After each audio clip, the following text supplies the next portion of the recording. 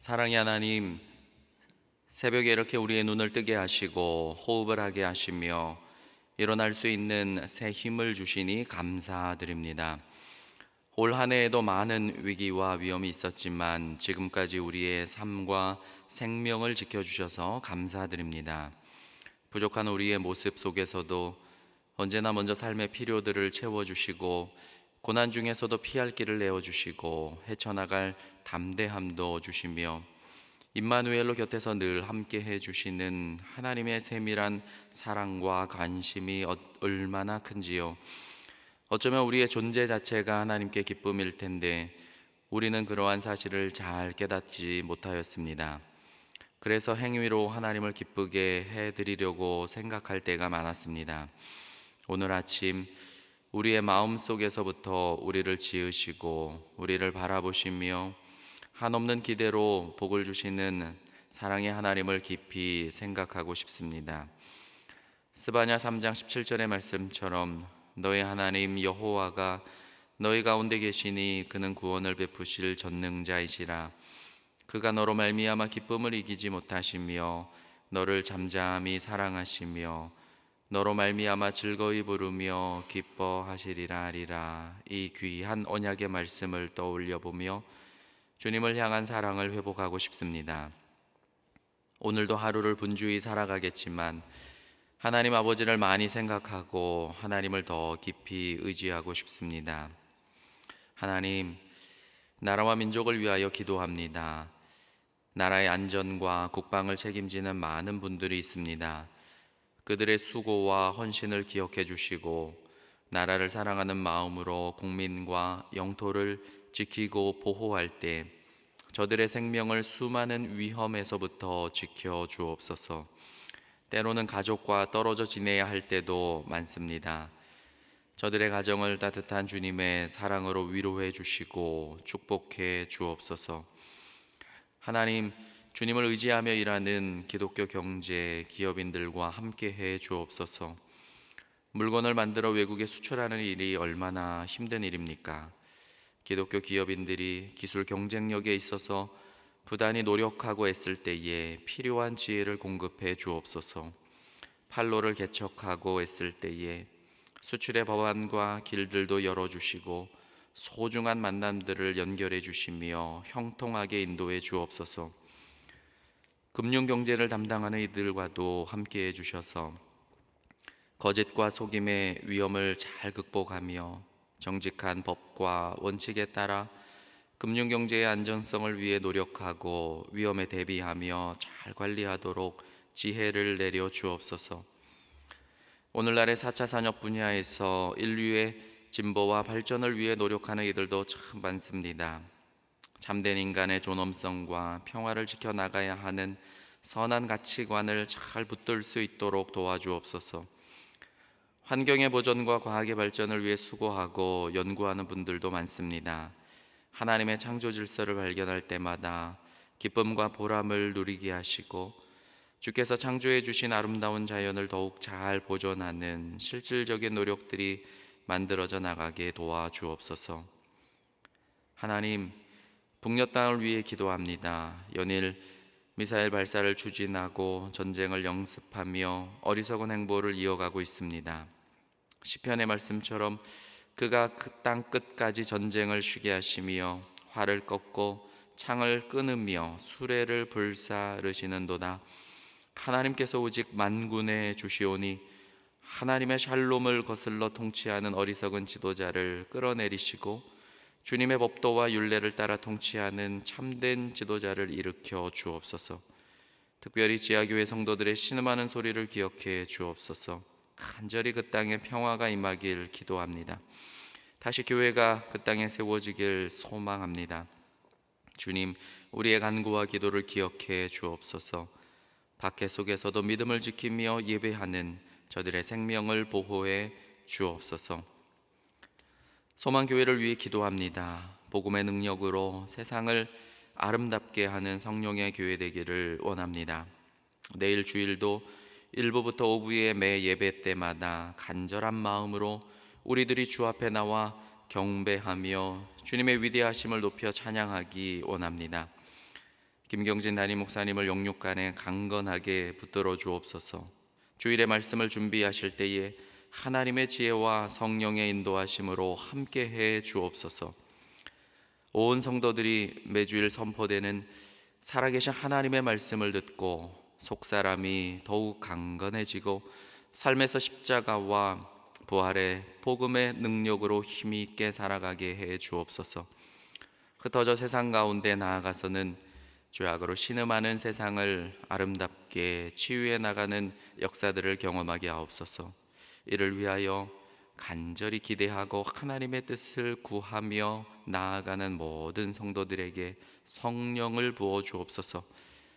오늘은 또한 주말을 맞아 추석 명절을 앞두고 미리 성묘를 하기 위해 다녀오는 성도들의 발길을 축복해 주시고 안전하게 다녀오게 하시며 가족들과 함께 부모님의 은혜에 감사하는 마음을 되새기는 좋은 시간들 갖게 하시고 화목한 가정, 믿음의 가정들이 되도록 주께서 꼭 그 간절한 기도에 응답해 주옵소서. 이제 생명의 말씀을 듣기 원합니다. 알 수 없는 무지의 고통 앞에 서 있는 욥을 묵상하고자 합니다. 우리 인생 앞에서 우리가 하나님의 뜻과 때를 다 알 수 없습니다. 고난 중에 우리가 어떻게 하면 좋겠습니까? 주께서 말씀해 주옵소서. 존귀하신 예수님의 이름으로 기도드립니다. 아멘. 오늘 주신 하나님의 말씀은 욥기 23장 1절에서 17절까지의 말씀입니다. 함께 봉독하시겠습니다. 욥이 대답하여 이르되 오늘도 내게 반항하는 마음과 근심이 있나니 내가 받는 재앙이 탄식보다 무거움이라. 내가 어찌하면 하나님을 발견하고 그의 처소에 나아가랴.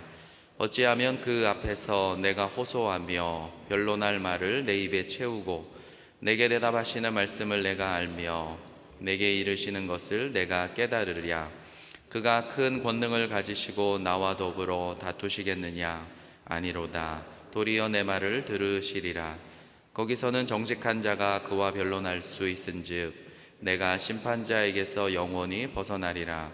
그런데 내가 앞으로 가도 그가 아니 계시고 뒤로 가도 보이지 아니하며 그가 왼쪽에서 일하시나 내가 만날 수 없고 그가 오른쪽으로 돌이키시나 배울 수 없구나. 그러나 내가 가는 길을 그가 아시나니 그가 나를 단련하신 후에는 내가 순금같이 되어 나오리라. 내 발이 그의 걸음을 바로 따랐으며 내가 그의 길을 지켜 치우치지 아니하였고 내가 그의 입술의 명령을 어기지 아니하고 정한 음식보다 그의 입의 말을 귀히 여겼도다. 그의 뜻이 일정하시니 누가 능히 돌이키랴. 그의 마음에 하고자 하시는 것이면 그것을 행하시나니 그런즉 내게 작정하신 것을 이루실 것이라. 이런 일이 그에게 많이 있느니라. 그러므로 내가 그 앞에서 떨며 지각을 얻어 그를 두려워하리라. 하나님이 나의 마음을 약하게 하시며 전능자가 나를 두렵게 하셨나니 이는 내가 두려워하는 것이 어둠 때문이나 흑암이 내 얼굴을 가렸기 때문이 아니로다. 아멘. 오늘 말씀은 하나님 대면하기를 바라는 욥의 탄식이라는 제목으로 하나님 말씀 같이 나누겠습니다. 욥과 친구들의 논쟁이 31장까지 계속 이어지고 있습니다. 욥은 세 친구들과 전체적으로 세 바퀴 도는 논쟁을 이어가는데 이제 엘리바스의 말이 22장에서 끝나고 욥의 답변이 23장 또 24장까지 이어집니다. 친구들과의 대화를 이렇게 우리가 묵상하다 보면 시간이 흐를수록 첨예해지고 또 격렬해지는 것을 우리가 느끼게 됩니다. 그래도 첫 번째 바퀴에서는 친구들이 욥을 향해 공격하더라도 욥의 회복될 미래도 이야기해주고 또 위로와 격려의 의도도 어느 정도는 있어 보입니다. 그런데 두 번째 바퀴에서 욥의 미래에 대한 긍정적인 그런 격려나 한마디 있으면 얼마나 좋겠습니까? 그런 말들도 완전히 사라지고 마치 욥을 죄인으로 낙인을 찍어버리죠. 그리고 심하게 몰아세웁니다. 여러분, 이런 상태로 이제 세 번째 논쟁에 들어서고 있는데 그렇게 대화를 하고 언쟁을 하면 여러분 어떻게 진행이 될까요?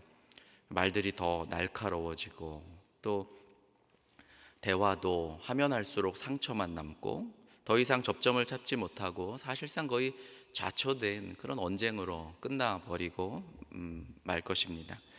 엘리바스의 마지막 발언 여러분 22장을 다시 잠깐 정리해 보면 그는 욥이 우리가 이미 알듯이 범죄했기 때문이다. 22장 5절 보면 내 악이 크지 않냐, 내 죄악이 왜 끝이 없냐, 그러면서 너의 생각조차도 옛날 예로부터 하나님을 경멸했던 그런 악인들의 생각과 같도다. 그러니까 5절에서부터 거의 20절까지를 엘리바스가 몰아세웁니다. 그리고 엘리바스가 못을 확 받죠. 21절을 보면 너는 하나님과 화목하고 평안을 누려라, 불의를 버려라, 강하게 권고합니다. 엘리바스는 본인이 판단을 해버렸습니다. 욥은 분명히 악인이다. 악인이 아닌 것을 어찌 이리 비참한 벌을 받을 수 있겠느냐. 여러분들도 만약 누군가가 나에게 자신을 악인으로 규정하고 막 몰아세우면서 비방하는 말을 받으면 우리는 어떻게 반응을 하겠습니까? 이제 욥이 어떻게 반응을 하고 있는지 살펴보면 좋겠습니다. 23장 보면 대략 한 세 부분으로 나눌 수 있는데 먼저 2절에서부터 7절까지 보면 욥이 하나님을 대면하기를 간절히 바라고 있어요. 우리 2절을 한번 읽어봅니다. 오늘도 내게 반항하는 마음과 근심이 있나니 내가 받는 재앙이 탄식보다 무거움이라. 오늘도 내 불평이 반항적이다. 히브리어로는 쓰다. 내 불평이 어찌나 쓴지. 고난이 심하면 반항적일 수밖에 없죠. 그리고 그 후반절을 보면 이렇게 옮길 수 있는데 내 손이 내 신음 위에 무겁구나. 헬라어 번역본을 보면 이제 그의 손, 여러분 영어 거기도 보면 his hands, 그의 손이라고 되어 있는데 본디 히브리어는 나의 손으로 옮기는 게 맞을 것 같아요. 그러니까 무슨 뜻이냐면 욥의 처지가 자신의 신음소리를 자신의 손으로 힘껏 막아야 될 만큼 내가 너무 힘들다, 내가 너무 괴롭다, 그런 거예요. 우리가 너무 힘들면 신음을 하지 않습니까? 그게 너무 무거우니까 내 손이 이거를 내 입을 막아야 될 정도로 힘들다라는 그런 표현입니다. 엘리바스가 하나님께 너 돌이켜 돌아오라 권면하지만 고난이 심하면 그게 됩니까? 안 되죠. 따를 수가 없는 거예요. 더 반항적이 될 수밖에 없는 거예요. 고난이 심하면 막 내 탄식이 너무 쓰고 하나님께 반항적인 것이죠. 이어서 여러분 3절도 읽어보겠습니다. 내가 어찌하면 하나님을 발견하고 그의 처소에 나아가랴.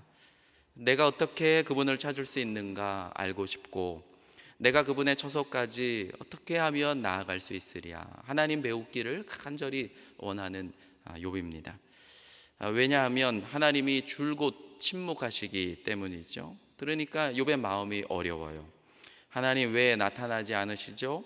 왜 내 고통을 외면하시죠? 왜 안 만나 주시는 거죠? 왜 이 고난에 대해 설명해 주지 않으시죠? 하나님 만나서 하나님과 이야기하고 싶습니다.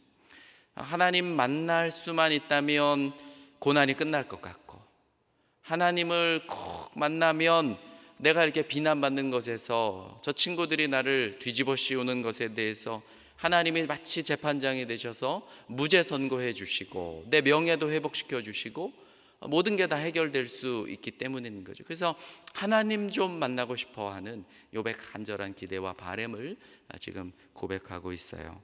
4절 한번 볼까요? 4절 읽습니다.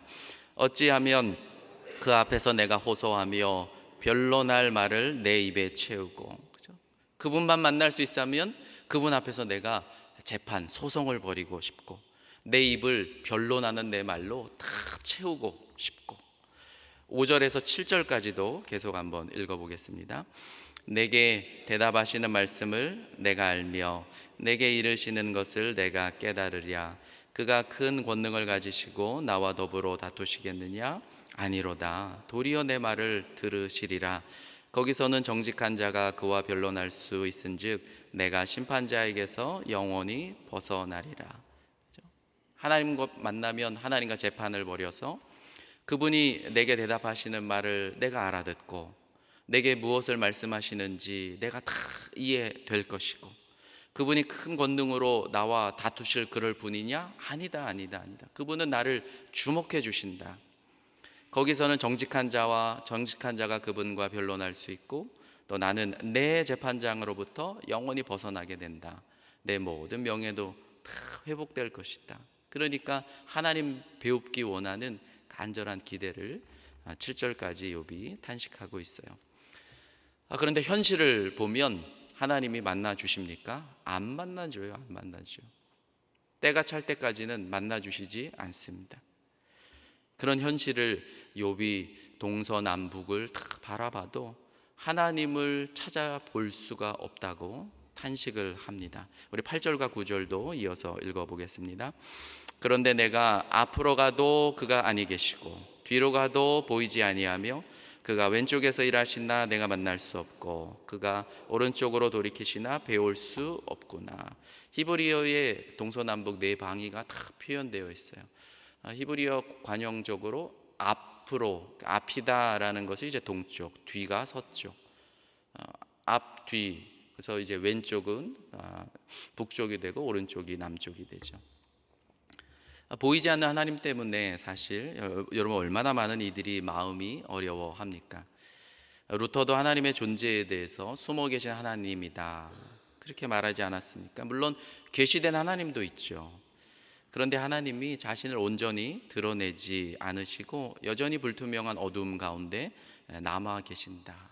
그래서 루터가 숨어 계신 하나님이라는 표현을 하지 않았습니까? 칼빈도 하나님은 자신의 존재의 깊이 속에 계시기 때문에 발견될 수 없다고. 칼빈이 아주 쉬운 예를 들었어요. 하나님 선천적으로 알 수 없고 후천적으로 알게 된다고. 여러분 고난을 당하면 그때는 몰라요.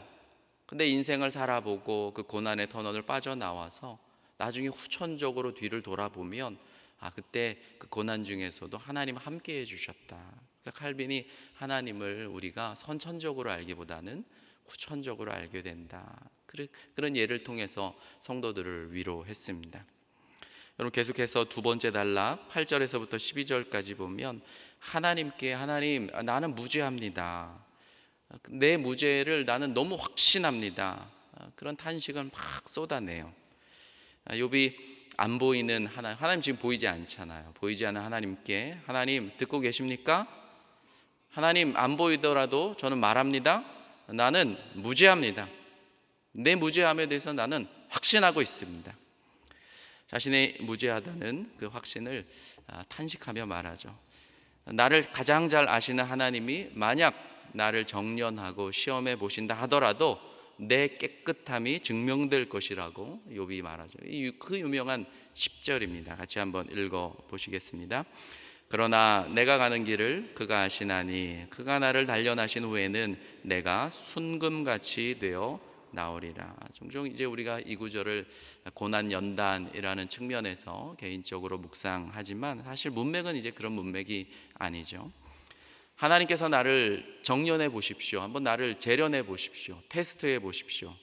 순수성을 검사하시더라도 나는 하나님의 시험에 반드시 합격할 것이다 라는 확신을 욥이 막 쏟아내고 있는 거예요. 그러한 자기 근거가 여러분 11, 12절에 이제 이어지지 않습니까? 11절, 12절 읽어봅니다. 내 발이 그의 걸음을 바로 따랐으며 내가 그의 길을 지켜 치우치지 아니하였고 내가 그의 입술의 명령을 어기지 아니하고 정한 음식보다 그의 입의 말씀을 귀히 여겼도다. 자기 확신의 근거죠. 내 발이 하나님 발걸음 내가 따르지 않았습니까?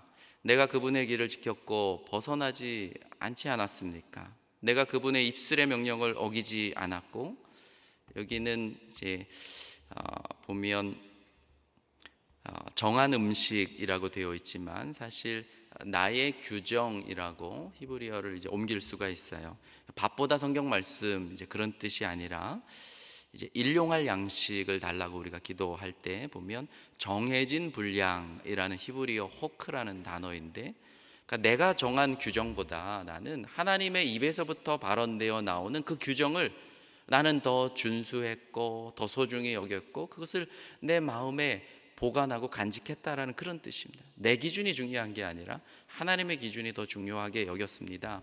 그러니 하나님이 나를 정년에 보신다 한들 나의 깨끗함은 입증될 것입니다. 이런 탄식을 욥이 쏟아내고 있는 것이죠.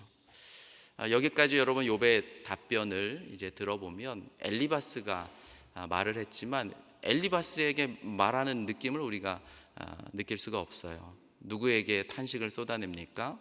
하나님께 마치 답변하고 있는 것을 우리가 보게 됩니다. 탄식이라는 것이 그렇죠. 탄식이라는 것은 하나님께 우리의 마음을 다 쏟아내는 것입니다. 마지막 단락 여러분 13절에서 17절까지도 보시면 욥이 하나님의 전능한 주권에 대해서 그게 얼마나 원망스러운지, 그렇죠? 고난 가운데 있는 분은 그럴 거예요. 하나님의 주권성이라는 게 오히려 고난 중에 있는 분들에겐 너무 힘든 거예요. 하나님의 주권 안에 갇혀 있는 마치 자신의 현실이 너무너무 마음이 아프니까 그것에 대한 탄식을 너무너무 속상하다고 쏟아내고 있습니다. 우리 13절을 읽어보겠습니다. 그는 뜻이 일정하시니 누가 능히 돌이키랴. 그의 마음에 하고자 하시는 것이면 그것을 행하시나니. 그렇죠? 그러나 그분은 한 분으로 계신다. 첫 소절을 이렇게 옮겨볼 수 있어요. 메후, 그분은 베에하드, 한 분 안에 계신다, 이런 뜻이거든요. 그리고 이어지는 말이 누가 그분을 되돌릴 수 있겠는가? 그분의 마음이 원하시면 그는 하신다. 전능하신 하나님, 그죠? 그게 욥에겐 너무 속상하지 않습니까, 여러분? 욥의 마음이 느껴지시나요? 그분의 뜻을 되돌릴 존재가 우주상에 아무도 없는 거예요. 욥은 이 엄청난 구절이 얼마나 속상한지 하나님의 그 주권을 막 흔들고 싶습니다. 욥이 이제는 거의 자포자기 한 것처럼 보여요. 14절 같이 읽겠습니다. 그런즉 내게 작정하신 것을 이루실 것이라. 이런 일이 그에게 많이 있느니라. 거의 하나님 앞에 비꼬는 듯이 하나님 작정하신 것 내게 어디 한번 이뤄보십시오. 그리고 하나님이 이런 식으로 일하는 것이 저에게만 해당되지 않습니다. 세상에 무고한 자들의 아픔이 얼마나 많습니까? 그거 다 하나님이 하시는 것 아닙니까? 비꼬듯이 하나님을 향하여서 자신의 감정을 쏟아내고 있는 것이죠. 사실 그래요. 세상에 무고한 자들이 얼마나 많습니까? 얼마나 많은지. 이제 우리가 다음 장 24장에 그런 욥의 탄식의 답변이 정말 쏟아지고 있어요. 욥은 매일매일 죽어가는 가난한 이들의 고통이 자신의 삶과 연결되듯 하나님께 토로하는 것이죠. 24장 2절에서 4절까지만 읽어보아도 악한 자들은 지게표를 멋대로 옮기고 남의 양떼를 몰아다가 제 것인 양 길러 가고 고아들의 나귀를 끊어 가고 과부의 소를 저당 잡아도 되겠는가? 가난한 사람들을 길에서 밀쳐내니 흙에 묻혀 사는 천덕이들이 아예 숨어야 하겠는가? 악한 자들은 평화롭고 안전하게 살아가면서 가난한 자, 무력한 자들을 무참하게 억누르는데 세상이 그런데 하나님 그런 현실에 대해서 보고 계십니까? 하나님의 행동 속에 공의의 흔적을 내가 찾아보기 힘듭니다.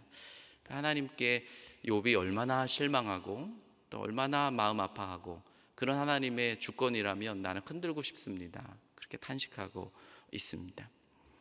마지막으로 15절에서 17절 같이 한번 읽어보겠습니다. 그러므로 그 앞에서 떨며 지각을 얻어 그를 두려워하리라. 하나님이 나의 마음을 약하게 하시며 전능자가 나를 두렵게 하셨나니 이는 내가 두려워하는 것이 어둠 때문이나 흑암이 내 얼굴을 가렸기 때문이 아니로다. 이런 하나님의 무죄한 자의 고통, 이것이 세상에 너무나도 넘쳐나는 현실 앞에 그런 하나님 때문에 내가 너무너무 놀라고 그분 앞에서 내가 너무너무 두렵고 그런 세상의 현실 앞에 내 용기가 너무너무 나지 않고 전능자가 나를 너무 놀라게 합니다. 그런 탄식으로 오늘 본문이 마치고 있어요. 23장을 읽어가며 한 두 가지를 제가 마음에 느끼게 됩니다. 첫째는 세상에 대한 상황을 우리가 정말 깊이 이해하는 그런 진실된 그리스도인들이 되었으면 좋겠습니다. 고난이 심한 분들을 보면 정상적으로 마음이 발현되지 않죠. 얼마나 반항적이고 그 마음이 깨져 있으면 쓰겠습니까? 그래서 우리가 그런 분들을 만나면 그분의 영혼이 많이 고난 때문에 상처나고 또 깨어져 있구나 깊이 이해할 필요가 있죠.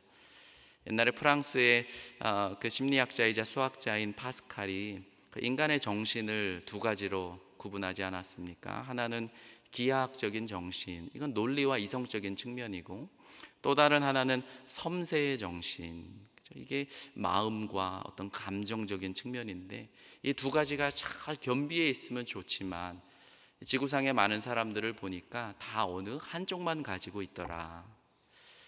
구스타프 구티에르즈라는 욥기의 아주 유명한 주석가도 이런 파스칼의 이야기를 하면서 욥을 묵상할 때 우리에게 필요한 것은 섬세의 정신이 아닐까, 정말 공감해주고 그 마음을 깊이 이해해주는 그런 것들이 오늘날 우리들에게 더 필요한 것은 아닐까 이야기합니다. 두 번째는 저는 그래요. 그리스도인들이 오늘 우리가 이렇게 새벽에 기도드리고 또 계명을 지키는 삶을 살고 또 말씀을 묵상하고 예배드리는 것이 사실은 강력한 무기입니다. 하나님, 사실 욥기는 여러분 고난 연단에 대한 묵상의 책이 아니죠. 오히려 신정론을 깊이 우리에게 묵상하도록 안내하는 책입니다. 하나님 왜 악과 고통을 허락하십니까? 세상에 악이 이렇게 넘치는데 하나님 왜 이것을 끝장내지 않으십니까? 하나님 왜 무고한 자의 고통을 외면하십니까? 고통의 순간에 하나님 어디 계시나요? 그럼에도 우리는 그런 하나님을 신뢰하고 믿을 수 있습니까? 이런 것들을 우리에게 묵상하게 하는데, 저는 유대인들의 응답에서 조금이나마 힌트를 사실은 나름적으로 해결을 해보았습니다. 홀로코스트를 당하고 정말 많은 유대인들이 정말 무참히 죽어나가는 이런 속에서 욥기는 대단히 큰 위로가 되는 책이거든요. 그들이 악에 반응하기보다는 예배에 헌신하고 기도에 헌신하고 계명을 철저히 지키는 데 헌신하는 것은, 이러한 행동들이 하나님을 깨우는 것이죠. 하나님의 일어나셔서 이 세상을 다스려 달라는 그 하나님을 다시 흔들어 놓는 그런 삶입니다. 여러분, 기독교는 단지 신의 무소부의한 전능을 그저 순응하는 유신론적인 종교가 아니죠. 기독교 신앙은 근본적으로 다른 것 같아요. 십자가에 달리신 하나님은 고통자들과 당하는 자들과 함께 고통당하는 사랑의 하나님이죠. 사랑이라는 것은 함께 고난당할 수 있는 능력과 힘이죠. 만약에 고난당할 수 없는 신이면 감정이 없기 때문에 사랑이 불가능하지 않습니까? 그런 전능한 신이라면 사랑이 없는 존재죠. 이건 철학적인 신이죠. 그러나 욥의 고통 속에서 저는 이렇게 묵상해요. 하나님이 반드시 그 고통에 함께 계셨다. 이 시대 욥과 같이 무고한 이들의 고난의 자리 여전히 있는데, 우리의 예배, 기도, 경건, 계명, 준수가 만드는 역사는 힘이 있습니다. 하나님을 깨우는 것이죠. 그리고 우리의 작은 선행들, 그 역사를 우리가 꼭 기억을 하셨으면 좋겠습니다. 우리에게 이런 놀라운 은혜와 또 회복을 하나님 허락하시기를 간절히 축복합니다. 기도하겠습니다. 하늘에 계신 우리 아버지, 아버지의 이름을 거룩하게 하시며 아버지의 나라가 오게 하시며 아버지의 뜻이 하늘에서와 같이 땅에서도 이루어지게 하소서. 오늘 우리에게 일용할 양식을 주시고 우리가 우리에게 잘못한 사람을 용서하여 준 것 같이 우리 죄를 용서하여 주시고 우리를 시험에 빠지지 않게 하시고 악에서 구하소서. 나라와 권능과 영광이 영원히 아버지의 것입니다. 아멘.